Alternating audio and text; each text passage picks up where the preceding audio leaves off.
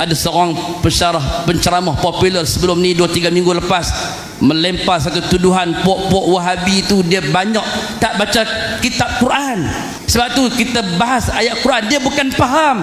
Kalau dia main duduk perkampungan sunnah, dia akan tahu berapa puluh ayat-ayat Al-Quran yang dihadam, yang dibahas di perkampungan sunnah ni. Bahawa manhaj ini bukan manhaj yang hanya berpegang kepada hadis sahih sahaja, tapi manhaj ini yang pertama berpegang dengan Alkitab dan juga Alkitab Al-Quran yang dibawa oleh baginda Nabi kita Muhammad sallallahu alaihi wasallam daripada Allah Subhanahu wa taala.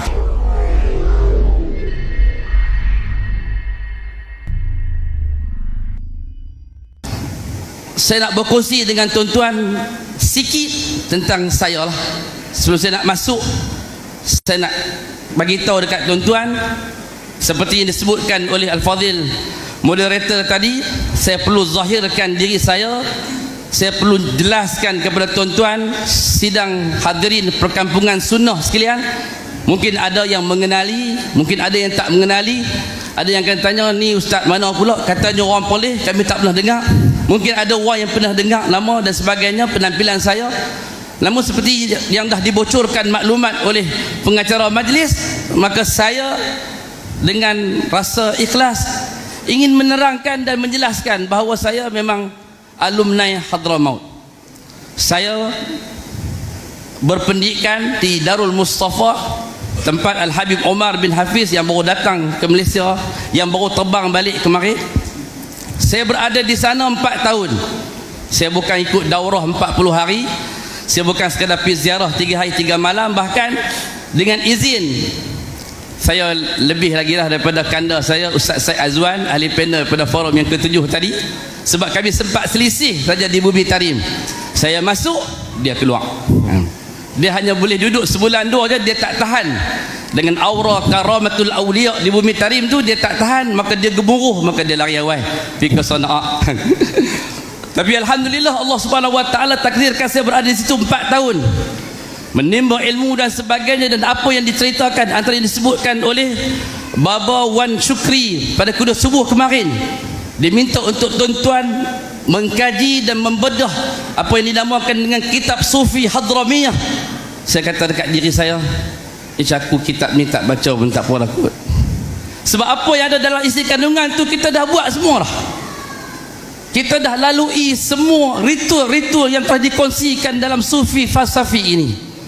Namun alhamdulillah, berkat doa dan sebagainya, saya berada di pentas PS yang ke-8 untuk mewakili rakan-rakan dan sebagainya, dan bersama-sama dengan rakan-rakan saya yang lain yang membuat satu bentuk penghijrahan secara total untuk mengabdikan diri kepada Allah Subhanahu wa taala dan demi mentakdiskan Allah Subhanahu wa taala daripada sebarang sekutu baginya, sebagaimana yang dijelaskan oleh Prof Dr. Azwira, demi memastikan kalimah la ilaha illallah Muhammadur Rasulullah itu benar-benar tersemat di dalam diri kita, bahawa kita tidak ingin untuk menjadi satu orang hamba kepada Allah Subhanahu wa taala yang telah pun melakukan bentuk-bentuk kesyirikan kepada Allah,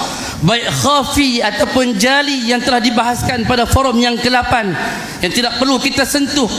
Dan kita tidak ingin melabelkan siapa yang musyrik, siapa yang sekutu.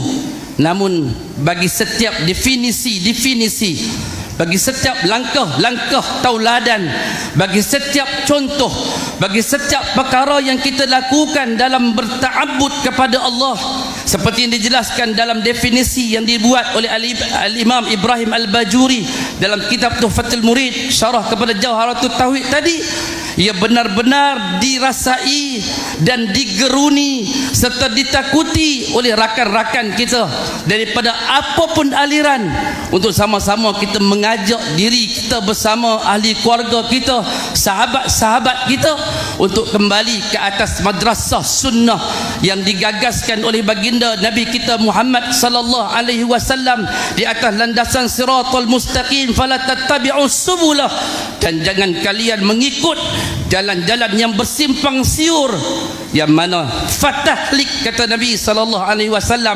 kalian akan binasa. Kalian akan binasa. Kita akan binasa, tuan-tuan dan puan-puan, hadirin hadirat yang dimuliakan oleh Allah.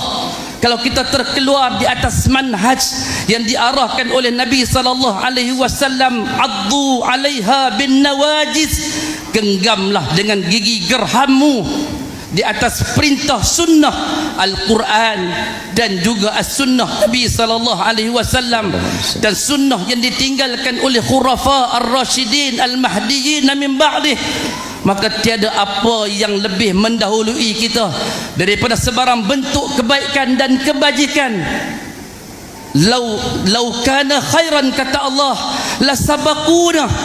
Kalaulah perkara-perkara yang kita lakukan pada hari ini yang tidak dilakukan oleh aslafuna salih sebelumnya, jika perkara itu bagus, jika perkara itu baik, mendirikan solat di kubur bagus, berdoa beramai-ramai di kubur bagus, bergendang di kubur bagus, ziarah kubur dan mengambil keberkatan, mengusap, menciumnya bagus.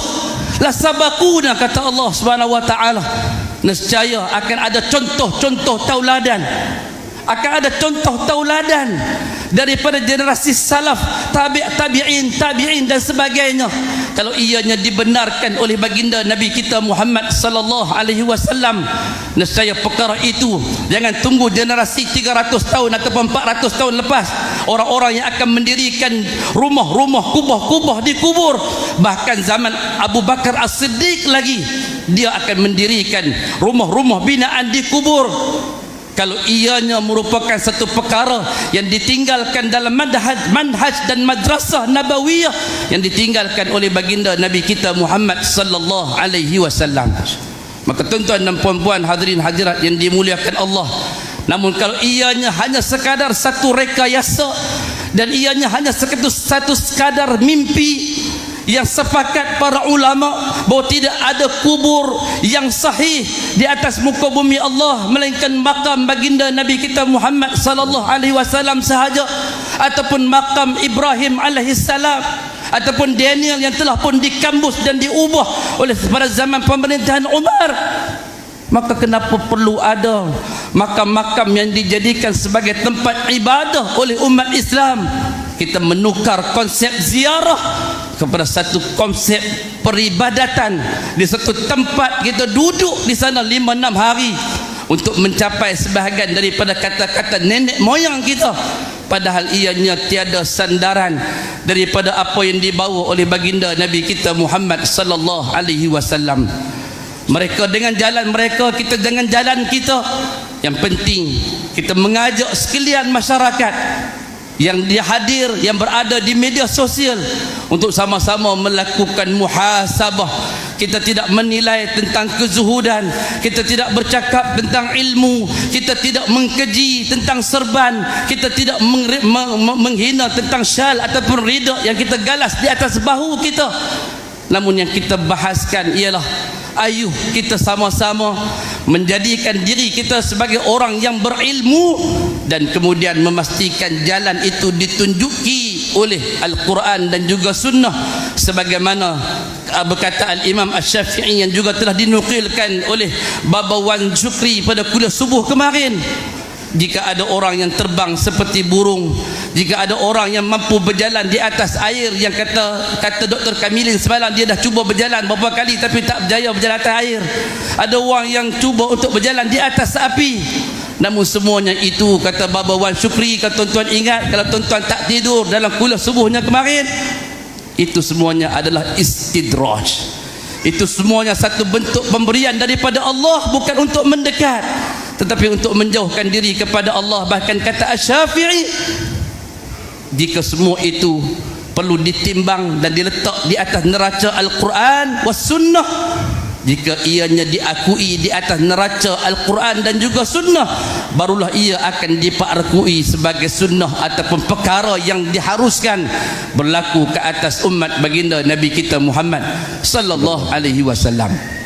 Dan di sana, tuan-tuan dan puan-puan, maka para ulama telah mengkelaskan ayat-ayat berkaitan dengan uluhiyah yang lebih daripada 30 ayat secara khusus disebutkan oleh Profesor Dr. Quraish Shihab dalam tafsirnya, membahagikan ayat-ayat rububiyah melebihi daripada 84 ayat yang dibicarakan khitab daripada Allah Subhanahu wa taala tentang ubudiyah seorang hamba hanya sanya kepada Allah Subhanahu wa taala sahaja. Tidak ada jalan yang lain untuk kita melakukan konsep peribadatan kepada Allah. Tidak ada jalan yang lain untuk kita satukan jiwa dan pandangan kita, hala tuju, niat, nawaitu, keikhlasan. Tidak ada yang lain. Hanya semuanya sempurna di atas perbatasan iyyaka na'budu wa iyyaka nasta'in. Ianya hanya ada pada perbatasan wa ma umiru illa liya'budullaha mukhlishina lahuddin. Dua ayat ni saya rasa dah berbulu telinga tuan-tuan mendengarnya sepanjang PS yang ke-8. Iyyaka na'budu wa iyyaka nasta'in. Hanya kepadamu ya Allah kami beribadat. Hanya kepadamu ya Allah kami memohon pertolongan. Kalau itu yang dikatakan di dalam suratul Fatihah yang kita baca 17 kali wajib satu hari satu malam, kenapa perlu ada kubur? Kenapa perlu ada ibadat di kubur? Kenapa perlu ada hadrah di kubur? Kenapa ada bentuk-bentuk ucapan di kubur? Kenapa ada perlu ziarah yang berlebih-lebihan di kubur? Kenapa perlu ada upacara ritual di kubur? Tonton buka saja di dalam internet, tonton type saja ziarah Hud keluar. Tonton type ziarah Palembang Kubra akan keluar. Tonton type ziarah Kota Malang keluar. Tonton type ziarah Solo akan keluar. Tonton type hadrah di bumi Malang akan keluar semuanya. Upacara-upacara mengindahkan kubur, mewarnakannya, meletakkan bunga di atasnya, hadir beberapa hari dengan makanan dan minuman. Ia ada di sana konsep, tetapi seperti mana kata Prof tadi, mereka telah mencantumkan di antara perkara yang hak dan juga perkara yang batil. Ia ada di sana bacaan Al-Quran, ia ada di sana tausiah dan nasihat, ia ada di sana selawat ke atas Nabi sallallahu alaihi wasallam. Tetapi jika semua itu dihamparkan di atas satu permaidani yang bukan di atas jalan sunnah Nabi sallallahu alaihi wasallam, siapa yang berbicara dan mengatakan sesuatu laisa minni, bukan daripada aku, kata Nabi sallallahu alaihi wasallam, fahuwa raddun, maka ia akan tertolak. Kenapa kita perlu mentakwil yang tertolak? Bukan begitu, bukan begini. Kenapa Quran berbicarakan tentang ayat tentang keikhlasan, kita kata bukan begitu dan begini? Maka balik pada soalan tadi, yang berlaku kepada kita pada hari ini ialah apabila kita banyak mentakwilkan ayat-ayat Allah Subhanahu wa taala dalam skop pemikiran kita, kita rasa yang itulah yang betul. Kita rasa kita perlu kena takwil bagi memastikan pentakwilan itu sesuai dengan jalan kita dan ajaran kita. Sebab tu kata Prof tadi, berlapang dadalah, terbukalah wahai Asy'ariyah jika ada sesuatu yang tak betul pada apa yang kita pegang, maka ubahlah selagi mana hayat masih dikandung badan, dalam memastikan akidah yang kita pegang, akidah yang kita genggam adalah merupakan akidah yang telah pun diberikan kelulusan dan cop oleh khatamun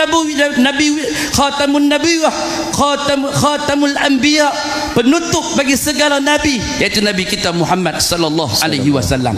Hadirin hadirat yang dimuliakan Allah Subhanahu wa taala sekalian, saya akan tinggal sikit masa untuk ayahanda Prof. Saya nak sebut sikit dalam satu ungkapan yang telah saya sediakan, saya tulis siap-siap sebab saya tak nak saya tergelincir. Yang pertama saya nak sebutkan tentang Allah berfirman, ya ayyuhalladzina amanu qad ja'akum burhanun min rabbikum wa anzalna ilaikum nuran mubina. Itu satu. Wahai orang-orang, wahai umat manusia, sesungguhnya telah datang kepada kamu bukti daripada Tuhan.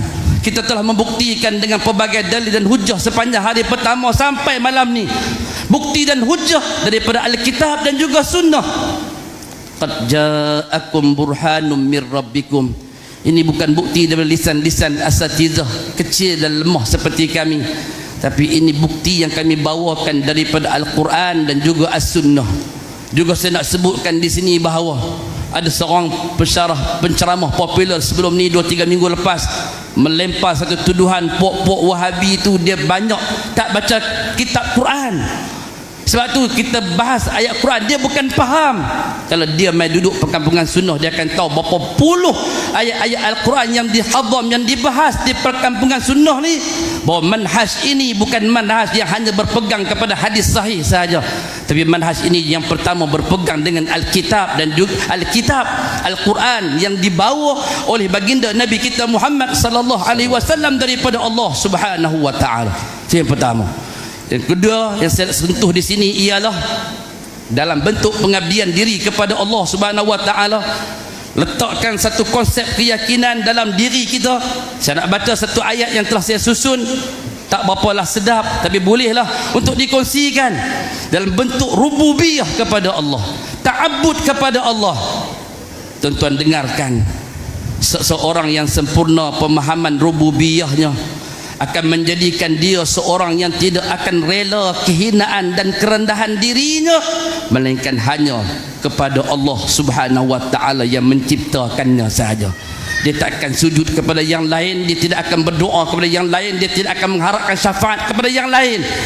Dia hanya akan merelakan kehinaan dan kerendahan dirinya hanya sahaja kepada Allah Subhanahu wa taala sahaja, yang menciptakannya, yang memiliki dan mentadbir dirinya. Kalau begitu, kerana dia mahu dirinya menjadi dekat dengan Tuhan, maka dia hendaklah sayangkan dirinya.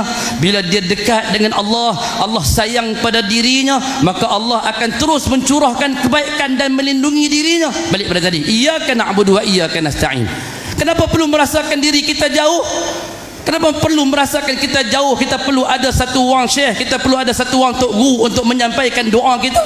Kenapa perlu untuk tulis surat dan dilemparkan ke dalam makam Imam Syafi'i untuk sampaikan hajat saya kepada Imam Syafi'i, dan Imam Syafi'i perlu sampaikan kepada Allah Subhanahu wa taala? Kenapa perlu? Sedangkan dalam surah Qaf Allah menyebutkan, inna khalaqnakum, kami yang menciptakan kalian, kata Allah, wa na'lamu ma tuwaswisu bihi nafsuh. Bukan sekat pada mata, bukan pada telinga, pada perbicaraan yang dikeluarkan, bahkan lintasan hati kalian, kata Allah, berada dalam pengetahuan kami. Wa nahnu aqrabu ilaikum min hablil warid, dan sesungguhnya kami ini sangat dekat kepada kamu, kata Allah, lebih dekat daripada urat halqum yang berada pada batang leher kalian. Kalau urat halqum ini lebih dekat pada diri kalian, kata Allah dengan menggunakan isim tafdil, aqrab, nahnu aqrabu ilaikum, kami lebih dekat kepada kamu, kata Allah, daripada urat yang berada pada halqum kalian. Oleh yang demikian, kenapa kalian memerlukan perantaraan antara diri kalian dengan Allah Subhanahu wa taala? Jika kalian mencintai Allah, yakinlah Allah Subhanahu wa taala juga mencintai kalian. Wallahu alam.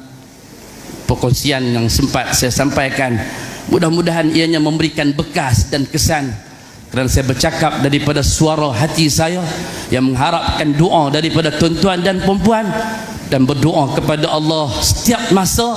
Kita saling mendoakan di antara satu sama lain. Bukan saya nak memberikan syafaat kepada tuan-tuan, bukan saya mengharapkan syafaat daripada tuan-tuan, tapi kita saling mendoakan antara satu sama lain agar kita berada di atas landasan dan manhaj yang sahih sampai nyawa kita dicabut oleh Allah dan kembali kepada Allah Subhanahu wa taala dengan keadaan selamat. Illa man atallaha biqalbin salim, dengan hati yang penuh keselamatan daripada syirik, khurafat, tahyul yang merosakkan akal yang waras. Sekian, assalamualaikum warahmatullahi wabarakatuh. Waalaikumsalam warahmatullahi wabarakatuh.